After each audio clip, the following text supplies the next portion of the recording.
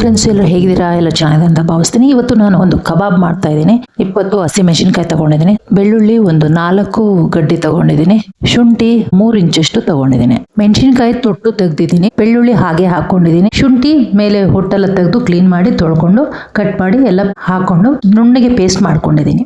1.5 kg ಅಷ್ಟು chicken ತಗೊಂಡಿದ್ದೀನಿ, ತೊಳೆದು ಕ್ಲೀನ್ ಮಾಡಿ ಇಟ್ಟಿದ್ದೀನಿ. ಚಿಕನ್ ಮೂಳೆ ಸಮೇತ ತಗೊಂಡ್ರೆ ಚೆನ್ನಾಗಿರುತ್ತೆ. ಇದು ಫುಲ್ ಕೋಳಿ ಆಗಿರೋದ್ರಿಂದ ಕೋಳಿಯಲ್ಲಿರೋ ಕಿಡ್ನಿ ಎಲ್ಲ ಲಿವರ್ ಎಲ್ಲ ತೆಗೆದು ಪಕ್ಕಕ್ಕೆ ಇಟ್ಟಿದ್ದೀನಿ. ಮಿಕ್ಕಿದು ಎಲ್ಲ ಚಿಕನ್ ಇದಕ್ಕೆ ಯೂಸ್ ಮಾಡ್ಕೊಂಡಿದ್ದೀನಿ. ಬೋನಿ ಆಗಿದ್ರೆ ಚಿಕನ್ ಕಬಾಬ್ 1/2 ಟೀ ಸ್ಪೂನ್ ಅಷ್ಟು ಉಪ್ಪನ್ನ ಸೇರಿ, 1 ಟೀ ಸ್ಪೂನ್ ಅಷ್ಟು ಅರಿಶಿಣ, 20 ಗ್ರಾಮ್ ಅಷ್ಟು ಮೊಸರು ಹಾಕೊಂಡಿದ್ದೀನಿ. ಹುಳಿ ಮೊಸರು ಇದು.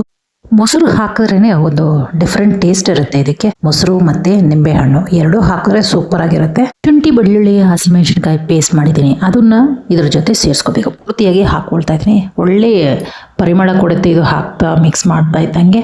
ಸೊ ಇದನ್ನೇ ಸೇರಿಸ್ಕೊಂಡು ಕಲಿಸ್ಕೋಬೇಕು.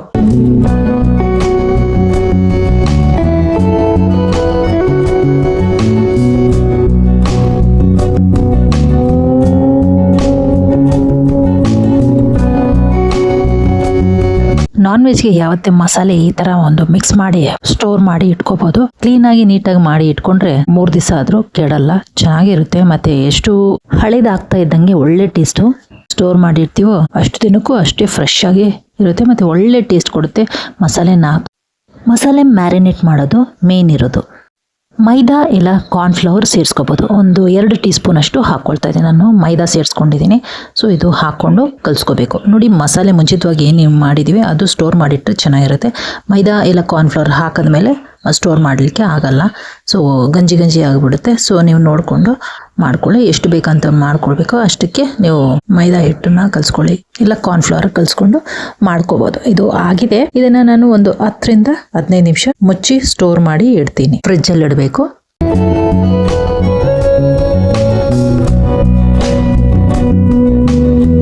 ಒಂದು ಬಾಂಡ್ಲೆ ತಗೊಂಡಿದ್ದೀನಿ, ಅದು ಬಿಸಿ ಮಾಡಿ ಅರ್ಧ ಭಾಗ ಎಣ್ಣೆ ಹಾಕೊಂಡು ಬಿಸಿ ಮಾಡ್ಕೊಳ್ತಾ ಇದ್ದೀನಿ. ಇದು ಎಣ್ಣೆ ಬಿಸಿ ಆಗಿದ ತಕ್ಷಣ ನಾನು ಒಂದೊಂದಾಗಿ ಬಿಸಿ ಎಣ್ಣೆಗೆ ಬಿಡಬೇಕು. ಸೊ ಇದು ಜಾಸ್ತಿ ಬಿಸಿ ಆಗಿರೋದ್ರಿಂದ ಬೇಗನೆ ಆಗುತ್ತೆ. ನೋಡಿ, ಹಾಕಿದ್ದು 5 ನಿಮಿಷಕ್ಕೆ ಇದು ಆಯ್ತು. ಸೊ ತಿರ್ಸ್ಕೋಬೇಕು, ಮತ್ತೆ 2 ಕಡೆನೂ ತಿರ್ಸ್ಕೋಬೇಕು. ಬ್ರೌನ್ ಕಲರ್ ಆಗ್ಬೇಕು. ನೋಡ್ಕೊಳ್ಳಿ, ಮಾಡ್ಕೊಳ್ಳಿ. ಫ್ಲೇಮು ಜಾಸ್ತಿ ಆಗಿರೋದ್ರಿಂದ ಬೇಗನೆ ಆಗುತ್ತೆ. ನೋಡ್ಕೊಂಡು ಮಾಡ್ಕೊಳ್ಳಿ. ಮೀಡಿಯಂ ಫ್ಲೇಮ್ ಇಟ್ಕೊಂಡ್ರೆ ಆದಷ್ಟು ಬೇಗನೆ ಆಗುತ್ತೆ. ಬೋನ್ ಇಲ್ಲ, ಬೇರೆ ಫ್ಲಶ್ ಅಂತ ಹೇಳಿದ್ರೆ ಬೇಗನೆ ಆಗುತ್ತೆ. ಇದು ಬೇಗ ಆಗ್ಬಿಡುತ್ತೆ. ನೋಡ್ಕೊಂಡು ಮಾಡ್ಕೊಳ್ಳಿ. ಆಗಿದೆ, ಫ್ರೈ ಆಗಿದೆ, ಒಳ್ಳೆ ಕಲರ್ ಬಂದಿದೆ, ಒಳ್ಳೆ ಟೆಕ್ಸ್ಚರ್ ಇದೆ ಚಿಕನ್ದು. ಸೊ ಮಸಾಲೆ ಹಾಕಿದ್ರೆ ಒಳ್ಳೆ ಟೆಕ್ಸ್ಚರ್ ಬರುತ್ತೆ. ಈ ತರ ಮಾಡ್ಕೊಂಡು ಮನೇಲಿ ತಿನ್ನಿ. ವೀಕೆಂಡ್ ಅಲ್ಲಿ ಮಕ್ಕಳಿಗೆ ಒಂದು ಸ್ಪೆಷಲ್ ಆಗಿ ಈ ತರ ಒಂದು ಕಬಾಬ್ ಫ್ರೈನ ಮಾಡ್ಕೊಡಿ, ತುಂಬಾ ಚೆನ್ನಾಗಿರುತ್ತೆ.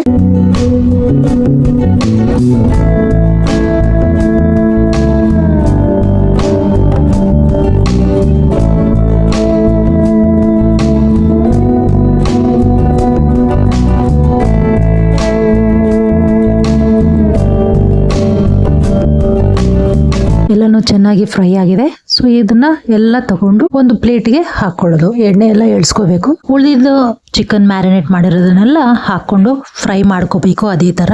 ಯಾಕಂದ್ರೆ ಇದು ಬೆಳ್ಳುಳ್ಳಿ ಮತ್ತೆ ಶುಂಠಿ ಹೆಚ್ಚಾಗಿ ಹಾಕೋದ್ರಿಂದ ಆರೋಗ್ಯಕ್ಕೆ ತುಂಬಾನೇ ಒಳ್ಳೇದಾಗಿದೆ. ಸೊ ಎಲ್ರು ಈ ವಿಡಿಯೋನ ಇಷ್ಟಪಟ್ಟು ನೋಡ್ತೀರಾ ಅನ್ಕೊಂಡಿದೀನಿ. ಈ ಬಿಸಿ ಶೆಡ್ಯೂಲ್ ಅಲ್ಲಿ ನಿಮ್ಮ ಟೈಮ್ ಅನ್ನ ಲಿಮಿಟ್ ಮಾಡಿ ನನ್ನ ವಿಡಿಯೋಗಳನ್ನ ನೋಡ್ತಾ ಇದೀರಾ, ಪ್ರೋತ್ಸಾಹ ಕೊಡ್ತಾ ಇದೀರಾ. ಇದೇ ತರ ಇನ್ನು ಹೆಚ್ಚು ಪ್ರೋತ್ಸಾಹ ಕೊಡಿ. ಮತ್ತೆ ಇದುವರೆಗೂ ನಮ್ಮ ಚಾನೆಲ್ ನೋಡ್ತಾ ಇದೀರಾ, ಸಬ್ಸ್ಕ್ರೈಬ್ ಮಾಡಿಲ್ಲ ಅಂದ್ರೆ ದಯವಿಟ್ಟು ಸಬ್ಸ್ಕ್ರೈಬ್ ಮಾಡ್ಕೊಳ್ಳಿ, ಲೈಕ್ ಮಾಡಿ, ಕಮೆಂಟ್ ಮಾಡಿ. ಅದೇ ತರ ಪ್ರೋತ್ಸಾಹನ ಕೊಡ್ತಾ ಇರಿ. ಇನ್ನು ಹೆಚ್ಚು ರೆಸಿಪಿಗಳನ್ನ ಕೊಡೋಣ. ಮತ್ತೆ ನಮ್ಮ ಚಾನೆಲ್ ಸಬ್ಸ್ಕ್ರೈಬ್ ಮಾಡಿದ್ಮೇಲೆ ಬೆಲ್ ಐಕಾನ್ ಆನ್ ಮಾಡಿ, ಆಲ್ ಬಟನ್ ಪ್ರೆಸ್ ಮಾಡಿ. ಒಳ್ಳೆ ರೆಸಿಪಿಯನ್ನು ಮಾಡ್ತಾ ಇದೀವಿ, ನೋಡಿರಿ, ತಿಳಿಯಿರಿ, ಕಲೀರಿ.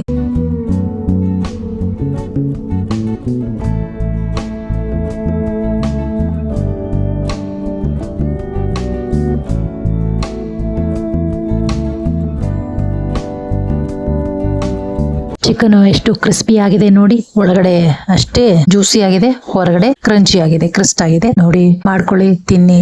ಧನ್ಯವಾದಗಳು.